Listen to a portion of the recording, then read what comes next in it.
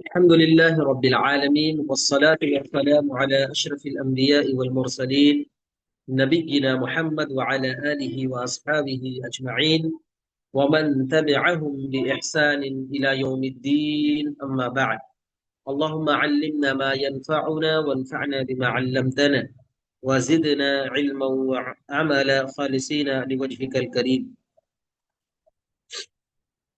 عزیز طالبات اور قابل قدر سامعات، الحمدللہ خلیفہ اول حضرت ابو بکر صدیق رضی اللہ تعالی عنہ کی حالات زندگی اور ان کی دور خلافت میں چند نمایاں اور اہم امور، حادثات یا واقعات کو ہم لوگوں نے پڑھا اور تاریخی تناظر میں ہم لوگوں نے ان کو دیکھا اور سمجھا۔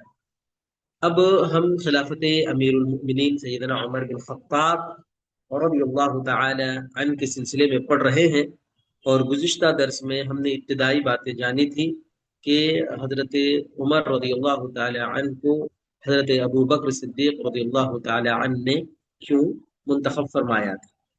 اب آئیے، حضرت عمر رضی اللہ تعالی عنہ جب زمام خلافت سنبھالتے ہیں، جب خلافت کی عظیم ذمہ داری آپ کے سپرد کیا جاتا ہے، تو اس وقت حالات اور ماحول کیا تھے۔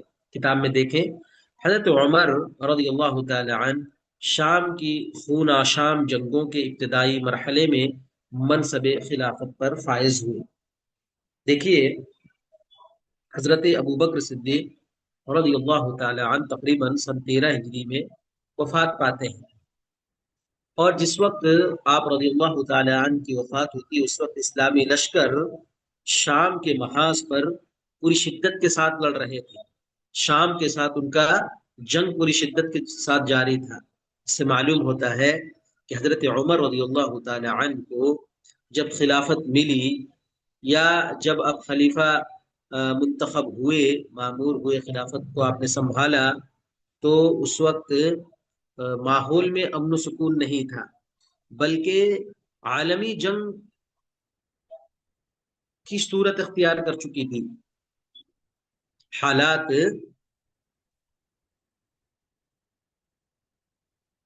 سمجھے نا، عالمی جنگی حالات جس طرح ہوتے اس طرح تھی۔ اس سے معلوم ہوتا ہے کہ حضرت عمر رضی اللہ تعالی عنہ کو آسان حالات میں خلافت نہیں ملی تھی، بلکہ جنگوں کے طوفان میں آپ نے کیا ہے، خلافت کو سنبھالی۔ اس کے بعد دیکھیے، کیونکہ اس وقت مسلمان یرموک میں روم کی ٹڈی دل افواج سے برسرے پیکار تھے، تو روم کے ٹڈی دل افواج، یرموک کہاں ہے جی؟ یرموک ہے ملک شام کا ایک اہم میدان، جو میدان جنگ سمجھیے اس کو، شام کا ایک اہم میدان جنگ ایک علاقہ ہے یرموک۔ وہاں پر کیا ہے، روم کا ٹڈی دل فوج، لاکھوں کی تعداد میں وہ فوج تھی، اور مکمل تربیت یافتہ فوج تھی، اور جو جدید اسلحہ وغیرہ تھے، جدید ٹیکنالوجی کے جو اسلحہ وغیرہ تھے، یہ تمام چیزیں ان کے پاس تھی۔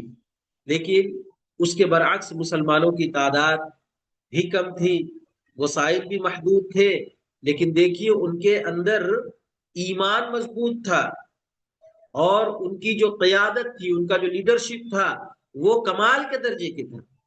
اس لیے اسلام اور رومی سلطنت کا مستقبل کا یہ فیصلہ ہوا، یہ معرکہ یرموک کا جنگ جو ہے، اسلامی سلطنت کا اور رومی سلطنت کا فیوچر کیا ہوگا، اس کو یہ طے کیا ہے یہ جنگ۔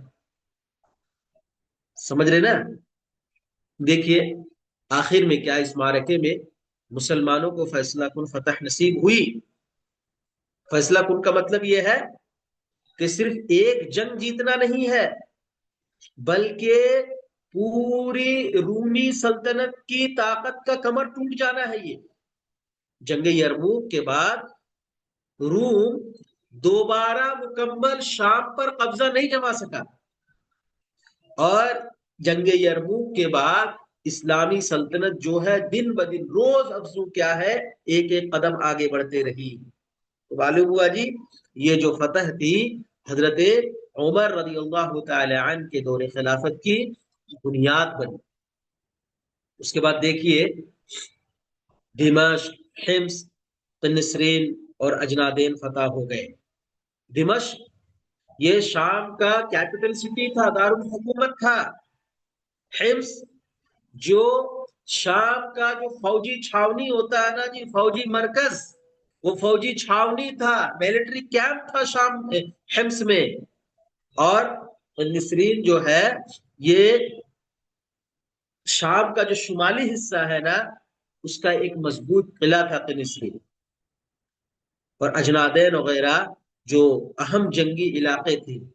تو ان تمام شہروں کو، چاہے دمشق ہو، حمص ہو، نسرین ہو، اجنادین ہو، ان تمام اہم شہروں کو کیا ہے مسلمانوں نے فتح کر لیا۔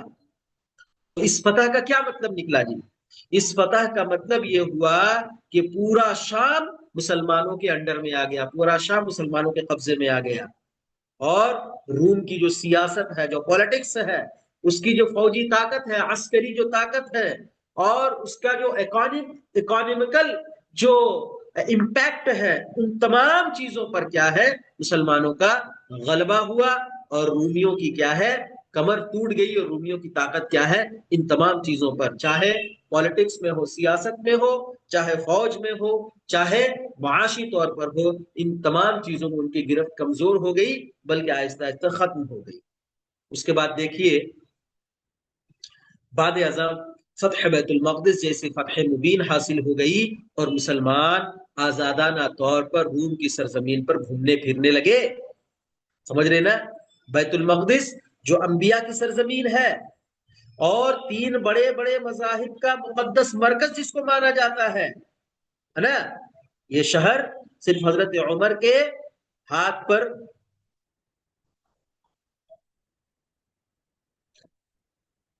دینے کے لیے اہل بیت المقدس نے، یہ جو بیت المقدس جو ہے حضرت عمر کو سپرد کرنے کے لیے، حضرت عمر کے ہاتھ میں دینے کے لیے ایک شرط رکھی کہ حضرت عمر مدینے سے پیدل سفر کر کے آئے۔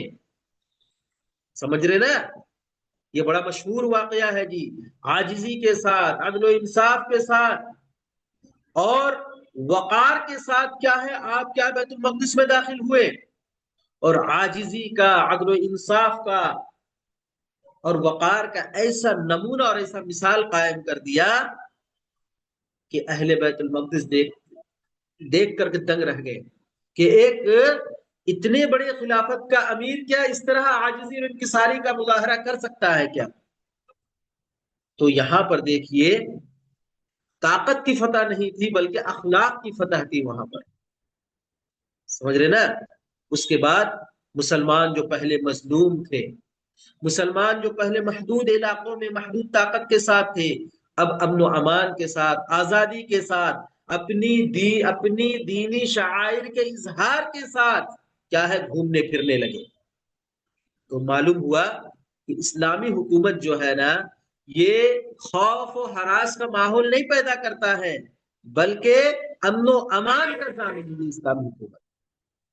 اس کے بعد دیکھیے آپ نے یعنی حضرت عمر رضی اللہ تعالیٰ نے عمرو بن عاص کو مصر کی مہم پر بھیج کر اسے فتح کر لیا، اور سعد بن ابی وقاص کو مشرق میں ایران کے محاذ پر بھیج دیا۔ مصر جو روم کا پیداواری خزانہ جہاں پر تھا، سیاسی اور معاشی مرکز جس کو سمجھا جاتا تھا، تو حضرت عمر بن عاص کو جو اسلام کے بہترین کمانڈر تھے، بہترین سپہ سالار تھے اسلامی فوج کے مصر کے، اور جو مصر کے جغرافیہ سے بھی واقف تھے، مصر کے حالات سے بھی واقف تھے، نتیجہ میں کیا ہوا دیکھیے، جو قبطی قوم تھی مصر کی، رومی سلطنت کے ظلم و ستم سے کیا ہے نجات پائی، اور اسلام کا جو عدالتی نظام ہے، اسلام کا جو عدل و انصاف ہے، اس کو انہوں نے قبول کیا۔ ٹھیک ہے؟ اس کے بعد پھر دیکھیے ایران کی طرف، ساسانی سلطنت کی طرف، جو اس وقت کی سپر پاور طاقت تھی، سب سے بڑی طاقت تھی، حضرت سعد بن ابی وقاص کو بھیجا۔ اور یہ نبی کریم صلی اللہ علیہ وسلم کے غالباً ماموں تھے جی، اور ان کو قیادت میں، جنگی قیادت میں غیر معمولی صلاحیت اللہ تبارک و تعالیٰ نے عطا کیا تھا۔ تو معلوم ہوا کہ حضرت عمر رضی اللہ تعالی عنہ نے ایک صحیح آدمی کو صحیح موقع پر صحیح محاذ پر مقرر کیا، اور یہی چیز جی ایک کامیاب قائد کی نشانی ہے، کامیاب لیڈر کی نشانی ہے، کہ جو شخص جس چیز کا اہل ہے، جو شخص جس چیز کے لائق ہے، جو شخص جس چیز کو اچھی طریقے سے جانتا ہے، اس کو کیا، اس کو سپرد کیا جائے۔ جہاں ان کے گھوڑوں نے ان کی سرزمین پامال کر دی اور انہیں بڑے خسارے میں مبتلا کر دیا۔ یہاں پر دیکھیے اسلامی فتوحات کی وسعت کو یہاں پر آپ کے سامنے بتائی جا رہی ہے، کہ اسلامی لشکر ایران کے اندر داخل ہو کر ان کی فوجی طاقت کو بالکل چکنا چور کر دیا، توڑ کر رکھ دیا۔ پھر سعد بن ابی وقاص کی قیادت میں معرکہ قادسیہ برپا ہوا، اور یہ معرکہ فیصلہ کن معرکوں میں سے تھا۔ قادسیہ جو اسلام اور فارس کے درمیان فیصلہ کن ایک جنگ تھی۔ قادسیہ، جنگ قادسیہ جو فارسی سلطنت اور اسلامی سلطنت کے درمیان ایک فیصلہ کن معرکہ تھا۔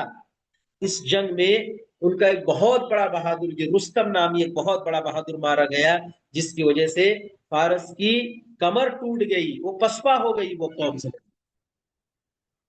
اور قادسیہ کے بعد ہمیشہ کے لیے جو فارسی سلطنت، ساسانی سلطنت تھی، وہ ہمیشہ کے لیے کیا پریکٹیکلی طور پر ختم ہو گئی ہوگی، اور الحمدللہ اسلامی حکومت جزیرت العرب سے نکل مشرق میں بھی، مشرق استا وغیرہ میں بھی مضبوطی سے قدم جما دیا۔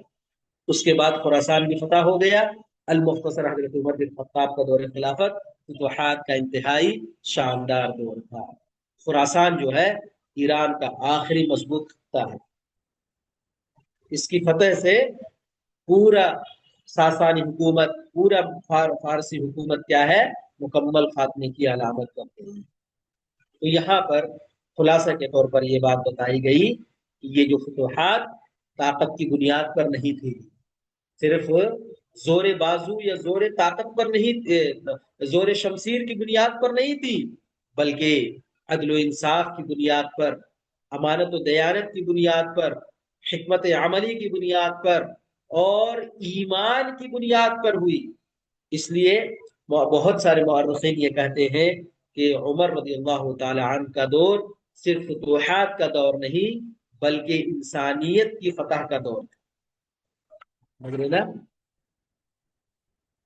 اور اسی لیے جی گاندھی جی بھی کہا کرتے تھے کہ اگر آج پورے معاشرے کو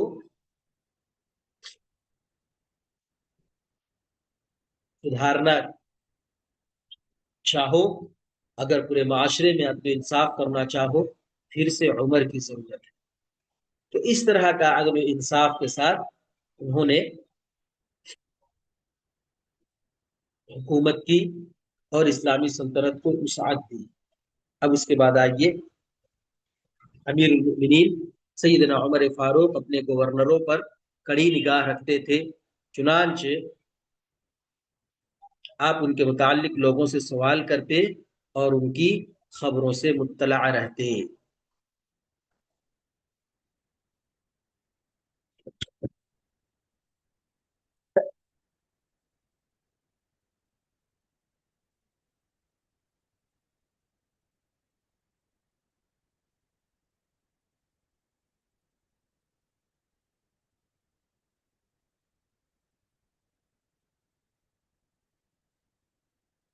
اس سے معلوم ہوا جی کہ امیر المؤمنین سیدنا عمر فاروق رضی اللہ تعالی عنہ اپنے گورنروں پر سخت نگرانی رکھتے تھے، اور وہ عوام سے خود ان کے حالات دریافت کرتے تھے۔ اگر کوئی شکایت ملتی، کسی طرح کی معمولی بدعنوانی کی اگر کوئی خبر پہنچتی، تو آپ اس کو برداشت نہیں کرتے تھے۔ سمجھ رہے نا؟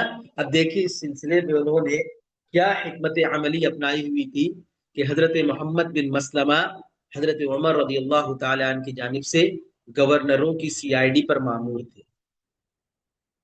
حضرت عمر خود بھی رات کو گشت کرتے اور مدینہ منورہ کے امن و امان کی انتہائی نگہداشت کرتے۔ آپ نے امور خلافت میں مشورہ کے لیے کبار صحابہ پر پابندی لگا رکھی تھی کہ وہ مدینہ ہی میں موجود رہیں اور بغیر اجازت کے باہر نہ جائیں۔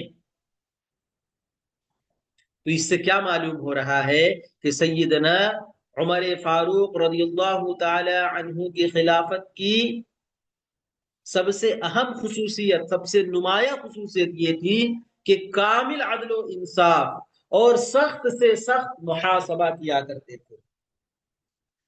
آپ صرف فتوحات کے خلیفہ نہیں تھے کہ صرف ملکوں کو فتح کر رہے، زمینات کو قبضہ کر رہے ہیں اور کیا ہے اسلامی سلطنت کو وسعت دے رہے ہیں، بلکہ آپ ایک ایسے حکمران تھے جو اپنی رعایا کے ایک ایک فرد کے حالات سے باخبر رہنا چاہتے تھے۔ اور آپ نے گورنروں کو کھلی چھوٹ نہیں دے رکھی تھی جس طرح آج ہوتا ہے، بلکہ ان پر کڑی نگاہ رکھتے تھے، اور اگر اتفاقاً کسی علاقے سے کوئی شکایت موصول ہو جاتی تھی تو فوراً اس کی تحقیق کرواتے تھے۔ اور اسی مقصد کے لیے جی کہ گورنروں پر کڑی نگاہ رکھی جائے اور ملک کے کیا حالات چل رہے ہیں، کون سا امیر کون سا حاکم، کہیں پر کچھ بدعنوانی کا، ظلم و ستم کا، تو عوام کے ساتھ ظلم و ستم کا رویہ تو نہیں برپا کر رکھا ہے۔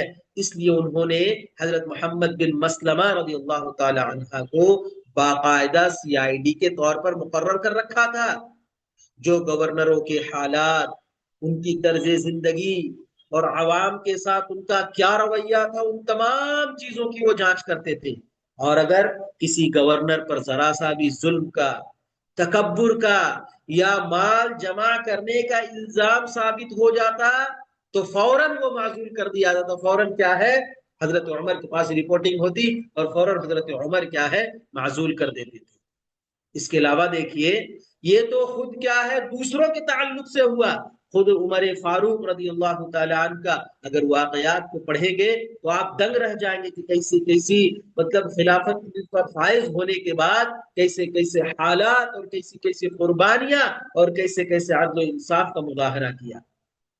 خود دیکھیے، خلیفہ ہے لیکن راتوں کو اٹھ کر مدینہ کو گلیوں میں گھوم رہے، گشت کر رہے ہیں، اور ان کا مقصد یہ نہیں تھا کہ لوگوں پر رعب ڈالا جائے، لوگوں کو ڈرایا دھمکایا جائے، بلکہ مقصد وحید یہ تھا کہ اگر کوئی بھوکا ہے، کوئی مظلوم ہے، یا کسی کو مدد کی ضرورت ہے تو خلیفہ خود اس کے گھر تک پہنچ کر اس کی مدد کرے گا، اس کی راہ کرے گا۔ اور آپ فرمایا کرتے تھے جی، بڑا تاریخی جملہ ہے جی، بڑا تاریخی جملہ، وہ کہا کرتے تھے اگر فرات کے کنارے ایک کتا بھی بھوکا مر جائے گا تو عمر سے اس کی پوچھ ہوگی۔ کتنا بڑا جملہ ہے، کتنی بڑی خود احتسابی ہے، کتنا ڈر اور خوف ہے اللہ کے پاس جواب دہی کا کہ میری سلطنت کی حدود میں، میری سلطنت کی وسعت میں اگر کسی آخری کنارے پر بھی کوئی اگر کتا بھی بھوکا مرتا ہے تو اس کے تعلق سے کل عمر کو باز پرس ہوگی، پوچھا جائے گا۔ دیکھیے، یہ تھے جی عمر رضی اللہ تعالیٰ۔ اور آپ دیکھیے کہ حضرت ابو بکر نے جو نامزد کیا، جو انتخاب کیا، کتنی دور اندیشی تھی۔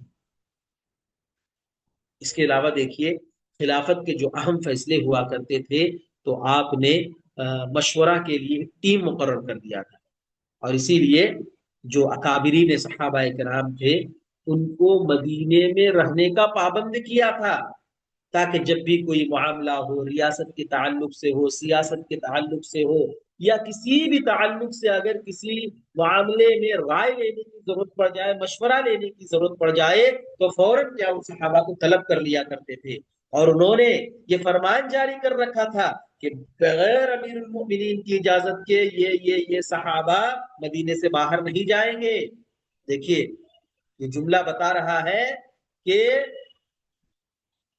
حضرت عمر رضی اللہ تعالی عنہ کو امت کی امانت اور امت کے فکر کتنی ستا رہی ہے، اور یہ سمجھتے تھے کہ یہ لوگ جو یہ صحابہ کرام ہیں امت کی امانت اور فکری سرمایہ ہے۔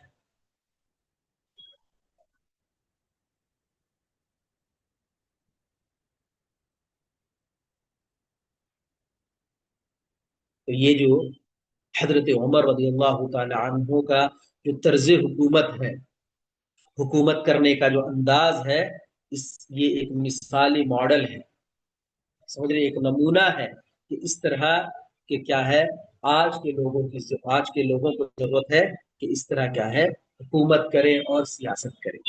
اس کے بعد دیکھیے، اور آپ نے اس قدر عدل و انصاف سے حکومت کی کہ کسرا ایران کے سفیر نے آپ کو مدینے کے باہر کسی درخت کے نیچے سویا دیکھ کر کہا کیونکہ تم عدل سے فیصلہ کرتے ہو اس لیے اطمینان سے سو رہے۔ دیکھیے یہ جو واقعہ ہے نا کہ کسرا ایران کا کسرا جو بادشاہ ہوتا تھا اس کا سفیر ہے نا، اس کا ریپرزنٹیٹو جب آیا مدینہ منورہ اور عدل فاروقی کو دیکھا تو حیران رہ گیا، دنگ رہ گیا۔ اور یہ واقعہ اسلامی تاریخ میں عدل عمر کی، یعنی عمر رضی اللہ تعالی عنہ کے عدل کی، انصاف کی سب سے مؤثر اور سب سے بہترین تصویروں میں سے ایک۔ روایتوں میں جو بات آتی ہے وہ یہ کہ شاہ ایران کے بادشاہ کسرا کا سفیر جب مدینہ آیا تو اس نے کیا دیکھا کہ کوئی محل نہیں ہے، کوئی گارڈ، کوئی پہرہ دار نہیں ہے، کوئی دربار نہیں ہے، کوئی آگے پیچھے فوج نہیں ہے، کوئی مسند نہیں ہے، بلکہ مومنوں کا خلیفہ امیر المؤمنین ایک درخت کے نیچے آرام فرما رہے، سو رہے ہیں، بلا خوف و خطر اطمینان سے سو رہے ہیں۔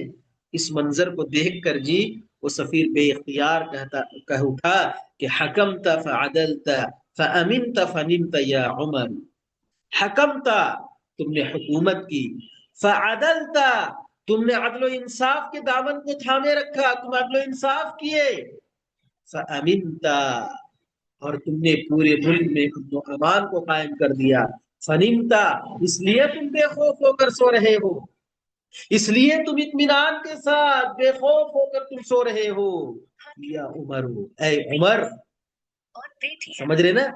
یہ گواہی دیکھیے، یہ جملہ اگرچہ کہ نبی کریم صلی اللہ علیہ وسلم کی حدیث نہیں ہے مگر تاریخی روایت کے طور پر مشہور ہے، اور حضرت عمر رضی اللہ تعالی عنہ کے نظام عدل کی گواہی دیتا ہے یہ جملہ، اور یہ بتاتا ہے کہ اصل طاقت تلوار سے نہیں ہے، اصل طاقت محل اور محلات سے نہیں ہے، بلکہ اصل طاقت، اصل حکومت عدل و انصاف کے ذریعے ہوتی ہے۔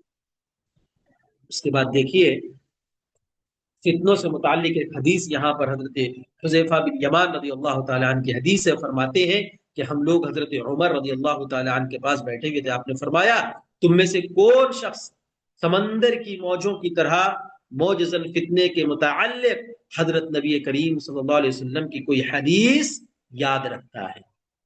صحیح بخاری اور صحیح مسلم کی روایت ہے جی، جس میں حضرت حذیفہ بن یمان رضی اللہ تعالی عنہ ایک مجلس میں بیٹھے ہوئے ہیں اور حضرت عمر رضی اللہ تعالی امیر المؤمنین فتنوں کے بارے میں سوال کر رہے ہیں، سمجھ رہے نا کہ تم میں سے کس کو فتنوں کے بارے میں کچھ لائیے جی، کہاں اسکرین چلے گیا؟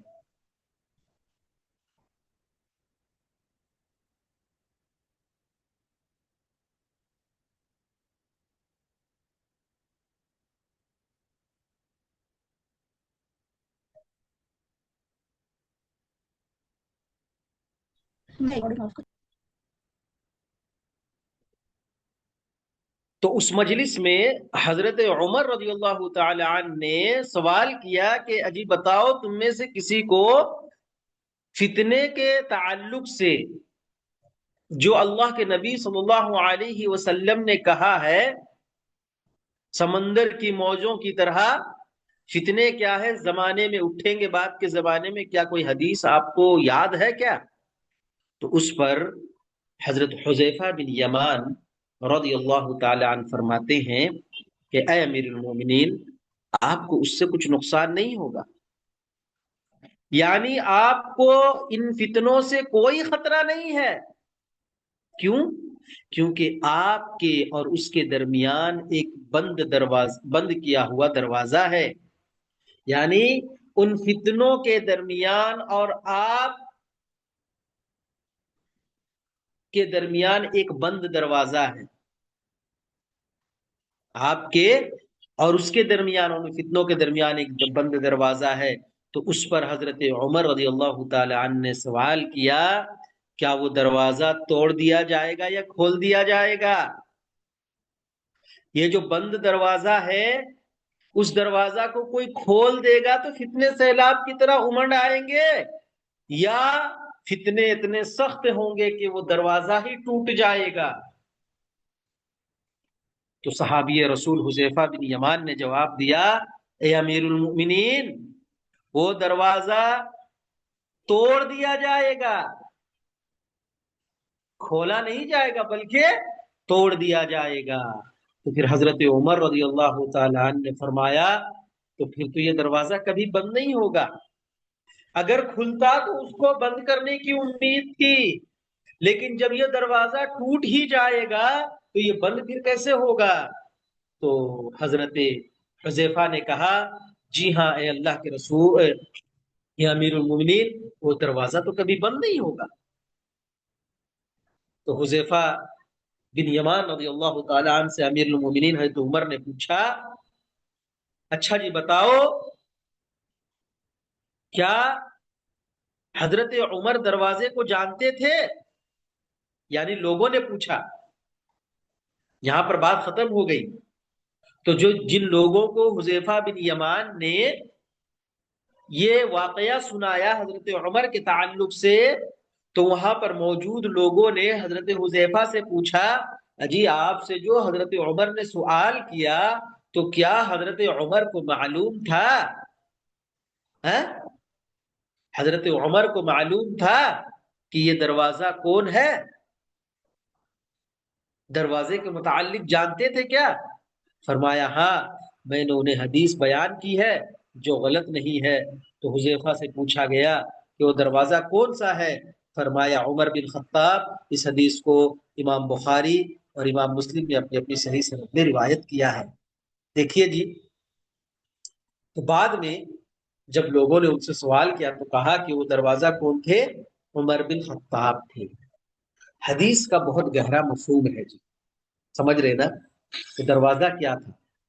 وہ دروازہ تھا امیر المومنین حضرت عمر بن خطاب رضی اللہ تعالی عنہ کی ذات مبارکہ، سمجھ رہے نا؟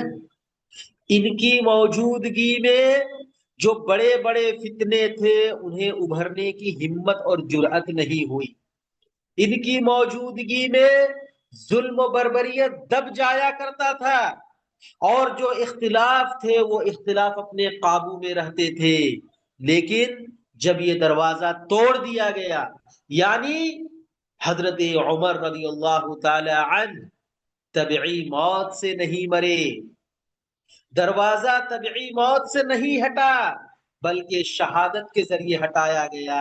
اور واقعی دیکھیے، حضرت عمر رضی اللہ تعالی عنہ کو ایک ملعون ابو لؤلؤ مجوسی نے خنجر مار کر شہید کر دیا نماز فجر کے وقت۔ اب اس کے بعد دیکھیے، حضرت عمر رضی اللہ تعالی عنہ کی شہادت کے بعد بڑے بڑے فتنے اٹھے، امت کے سامنے بڑی بڑی آزمائشیں آئی، بڑے بڑے آزمائشوں کا سامنا کرنا پڑا مسلمانوں کو، اور حقیقتاً وہ دروازہ پھر کبھی بند نہ ہو سکا، اور آج تک یہ فتنے اٹھتے ہی چلے آ رہے ہیں۔ چنانچہ حضرت عمر، کتاب میں دیکھیے، چنانچہ حضرت عمر رضی اللہ تعالیٰ عنہ دروازہ تھے، اور اس کا ٹوٹنا آپ کا قتل تھا، آپ کو ملعون ابو لؤلؤ مجوسی نے قتل کیا، اللہ اس کو رسوا کرے اور اس پر لعنت برسائے۔ سمجھ میں آ رہی نا جی؟ تو صحیح بخاری اور صحیح مسلم کی یہ کتاب الفتن میں یہ حدیث موجود ہے، اور دونوں کی سند صحیح بھی ہے، اور یہ حدیث نبی کریم صلی اللہ علیہ وسلم کی پیشن گوئی کی روشن مثال ہے جی۔ یہاں پر ایک بات آپ یاد رکھیے کہ حضرت عمر رضی اللہ تعالیٰ عنہ کی شہادت صرف ایک فرد کی شہادت نہیں تھی، بلکہ ایک دور کا خاتمہ ہو گیا تھا سمجھ۔ اور نبی کریم صلی اللہ علیہ وسلم کی پیشن گوئی حرف بحرف پوری ہوئی۔ اب اس کے بعد اب جب حضرت عثمان غنی رضی اللہ تعالیٰ عنہ کی خلافت پڑھیں گے تو آپ دیکھیں گے کہ امت میں کتنے بڑے بڑے فتنوں کا رونما ہو رہا ہے، کتنے بڑے بڑے فتنے رونما ہوئے۔ اور کیسے مسائل سے امت کو دو چار ہونا پڑا، کبھی علمی طور پر، کبھی سیاسی طور پر، کبھی جنگی طور پر، ہر اعتبار سے فتنوں نے کیا ہے امت مسلمہ کو گھیر لیا۔ اب اس کے بعد دیکھیے حضرت عمر فاروق رضی اللہ تعالی عنہ کا سلسلہ نسب۔ حضرت عمر فاروق رضی اللہ تعالیٰ عنہ کا سلسلہ نسب یہ ہے کہ عمر بن خطاب بن نفیل بن عبد العزہ بن ریاح بن عبداللہ بن قرد بن زراح بن عدی بن کعب بن لوئی بن فہر، اور اسی فہر کو قریش کہا جاتا ہے۔ یعنی فہر یہ وہی بزرگ ہیں جن کی طرف نسبت کی وجہ سے پورے قبیلے کو قریش کہا جاتا ہے۔ تو اس اعتبار سے حضرت عمر بن خطاب قریشی ہوئے جی، اور عدوی بھی ہیں جو بنی عدی سے تعلق رکھتے ہیں۔ دیکھیے یہاں پر ایک اہم بات سمجھنا ضروری ہے کہ قریش جو ہے کوئی الگ نام نہیں ہے قریش، بلکہ یہ فہر بن مالک کی اولاد کا لقب ہے۔ یہ جو فہر بن مالک ہے نا، یہ چیز ہم نے حضرت ابو بکر صدیق رضی اللہ تعالیٰ عنہ کا نام ہم نے پڑھا۔ اسی لیے جو مکہ کے بڑے بڑے خاندان تھے نا، سب قریشی تھے۔ اچھا، یہ جو قریش ہے کوئی جغرافیائی نام نہیں ہے کہ مکہ میں پیدا ہونے والے کو قریش کہا، بلکہ یہ نسلی نسبت ہے۔ اور دیکھیے یہاں پر ایک بہت اہم چیز یہ ہے کہ رسول اکرم صلی اللہ علیہ وسلم کا نسب بھی اوپر جا کر کعب بن لوئی تک پہنچتا ہے، اور یہیں پر دیکھیے حضرت عمر رضی اللہ تعالیٰ عنہ کا نسب نامہ بھی کعب بن لوئی بن غالب بن فہر، یہ دیکھیے یہاں پر آ کر مل رہا ہے۔ تو معلوم ہے یہ دو عظیم ہستیوں کا نسب جا کر وہاں پر مل رہا ہے۔ تو رسول اکرم صلی اللہ علیہ وسلم اور حضرت عمر فاروق رضی اللہ تعالیٰ عنہ دونوں کا جد اعلیٰ جو ہے وہ مشترک ہے۔ تو معلوم ہوا کہ حضرت عمر اور نبی کریم صلی اللہ علیہ وسلم قریب کے قریشی رشتہ دار، اس لیے عرب معاشرے میں حضرت عمر کی خاص وجاہت تھی اور مقام و مرتبہ حاصل تھا، سمجھ رہے نا؟ اب آئیے آپ رضی اللہ تعالی عنہ کا قبول اسلام، تو انشاءاللہ اس کو ہم آئندہ کل پڑھیں گے۔ حضرت عمر رضی اللہ تعالی عنہ کے قبول اسلام کے سلسلے میں اللہ سے دعا کرتے ہیں کہ اللہ تبارک و تعالی ہمیں سیرت کے ان پہلوؤں کو سمجھنے کی توفیق عنایت فرمائے، اور ان تاریخی واقعات کو پڑھ کر صحابہ اکرام کی سیرتوں کو مطالعہ کر کے ہمیں سبق حاصل کرنے کی توفیق عنایت فرمائے، اور ہمیں اسی طرح زندگی گزارنے کی توفیق عنایت فرمائے، آمین۔ اقول قولی هذا واستغفر الله لي ولكم ولسائر المسلمين من كل ذنب فاستغفروه انه هو الغفور الرحيم، وصلى الله تعالى على النبي الكريم۔ السلام عليكم ورحمة الله وبركاته۔